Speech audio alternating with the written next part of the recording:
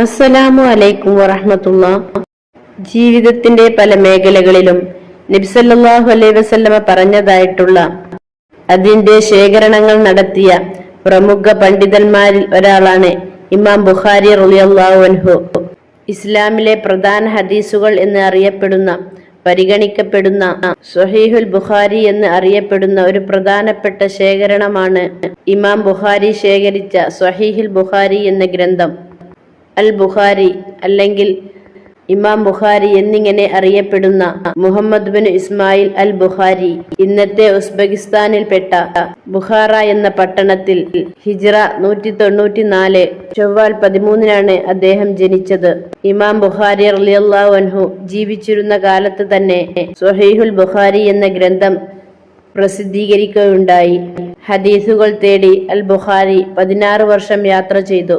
ഈ കാലയളവിൽ ശേഖരിച്ച 6 ലക്ഷത്തോളം ഹദീസുകൾ അദ്ദേഹം ശേഖരിച്ചു. എങ്കിലും ആവർത്തിച്ചു വരുന്ന ഹദീസുകൾ ഉൾപ്പെടെ 7563 ഹദീസുകൾ സ്വഹീഹുൽ ബുഖാരിയിൽ ഉള്ളത്.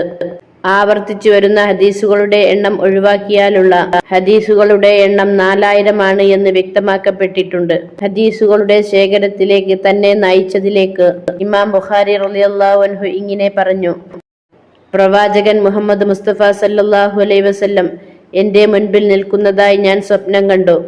എന്റെ കയ്യിലുള്ള വിസറി കൊണ്ട് ഞാൻ പ്രവാചകനെ സംരക്ഷിക്കുകയായിരുന്നു. ഈ സ്വപ്നത്തെക്കുറിച്ച് ഞാൻ പല സ്വപ്ന വ്യാഖ്യാതാക്കളോടും ചോദിച്ചപ്പോൾ നീ പ്രവാചകനെ അസഭ്യങ്ങളിൽ നിന്നും മോചിപ്പിക്കും എന്നായിരുന്നു. ഇതെന്നെ സ്വഹീഹായ ഹദീസുകൾ ശേഖരിക്കാൻ ശക്തമായി പ്രേരിപ്പിച്ചു.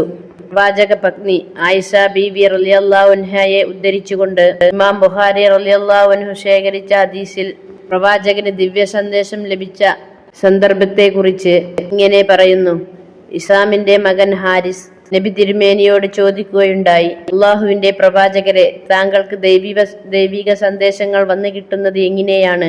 പ്രവാചകൻ അവിടുന്ന് പറഞ്ഞു, എനിക്ക് മണിനാദം മുഴങ്ങുന്നത് പോലെ ദിവ്യ സന്ദേശങ്ങൾ അവിടുന്ന് ലഭിക്കും.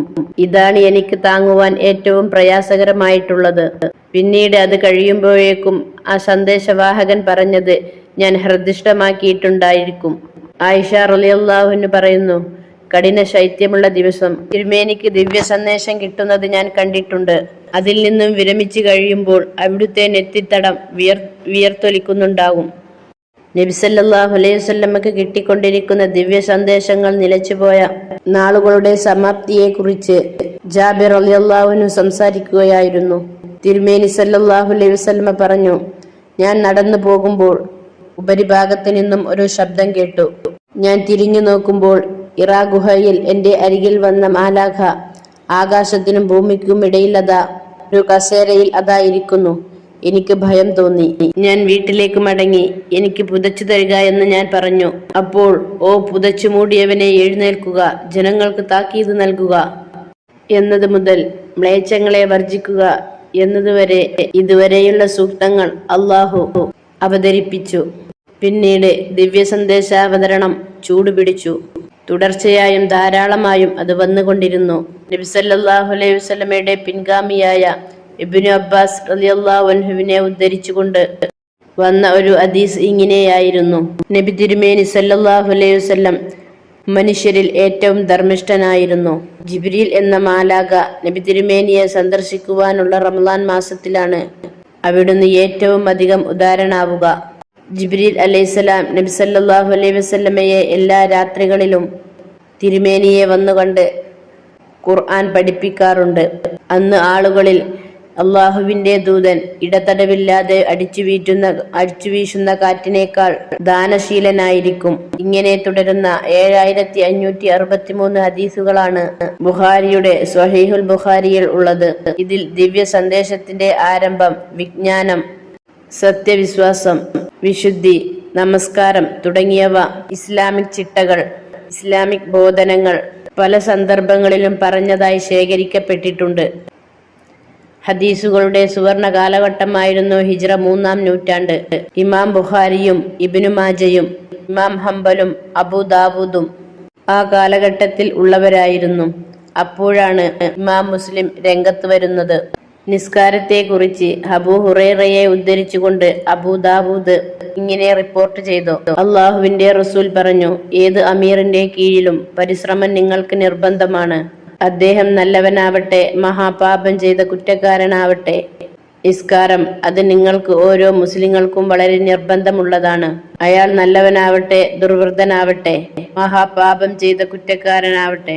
എന്നാലും ഓരോ മുസ്ലിമിനും വേണ്ടി മയ്യത്ത് നിസ്കാരം നിങ്ങൾക്ക് നിർബന്ധമാണ്. നബി സല്ലല്ലാഹു അലൈഹി വസല്ലമയുടെ പിൻഗാമിയായ അബൂദർദായെ ഉദ്ധരിച്ചുകൊണ്ട് അബൂ ദാവൂദ് റിപ്പോർട്ട് ചെയ്ത മറ്റൊരു ഹദീസ് ഇങ്ങനെയാണ്: പട്ടണത്തിലോ മരുഭൂമിയിലോ 3 പേർ ഉണ്ടെങ്കിൽ കൂട്ടമായി പ്രാർത്ഥന നടത്താത്ത ആളുകളെ പിശാച് പിടികൂടാതിരിക്കുകയില്ല. അതുകൊണ്ട് ജമാഅത്തിനെ അഥവാ ഒന്നായി കൂടുന്നതിനെ മുറുകെ പിടിക്കുക. കൂട്ടത്തിൽ നിന്നും വേർതിരിഞ്ഞതിനെയാണ് ചെന്നായ ഭക്ഷിക്കുന്നത്. ഫസാദ എന്ന നബിയുടെ പിൻഗാമിയെ ഉദ്ധരിച്ചുകൊണ്ട് അബൂ ദാവൂദ് റിപ്പോർട്ട് ചെയ്ത മറ്റൊരു ഹദീസ് ഇപ്രകാരമാണ്: അള്ളാഹുവിന്റെ ദൂതൻ എന്നെ പഠിപ്പിച്ചു. അവിടുന്ന് പറഞ്ഞു, 5 നേരത്തെ നമസ്കാരത്തെ കുറിച്ച് ജാഗ്രത ഉണ്ടായിരിക്കുക. 2 അസർ നമസ്കാരങ്ങളിൽ ജാഗ്രത ഉണ്ടായിരിക്കുക. അത് ഞങ്ങളുടെ ഭാഷയിൽ അറിയപ്പെട്ടിരുന്നില്ല. അതുകൊണ്ട് ഞാൻ ചോദിച്ചു 2 അസർ നമസ്കാരങ്ങൾ ഏതാണ് എന്ന്. സൂര്യൻ ഉദിക്കുന്നതിന് മുൻപുള്ള ഒരു നമസ്കാരവും സൂര്യൻ അസ്തമിക്കുന്നതിന് മുമ്പുള്ള ഒരു നമസ്കാരവും എന്നാണ് പറഞ്ഞത്.